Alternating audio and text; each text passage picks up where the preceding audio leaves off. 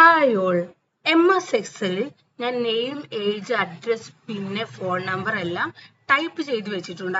അപ്പൊ നമുക്ക് ഇത് വെച്ചൊരു ഫോം ക്രിയേറ്റ് ചെയ്യാം. അതായത് നമ്മൾ ഓഫീസിലൊക്കെ പോകുമ്പോൾ ഫില്ല് ചെയ്യാൻ കിട്ടുന്ന ഫോം ഇല്ലേ, അതുപോലെ ഒരു ഫോം ക്രിയേറ്റ് ചെയ്യാം. എങ്ങനെയാണെന്ന് നോക്കാം.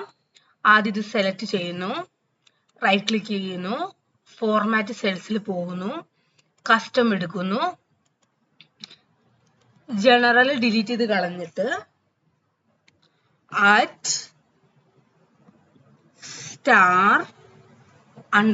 കൊടുക്കുന്നു, ഓക്കെ കൊടുക്കുന്നു.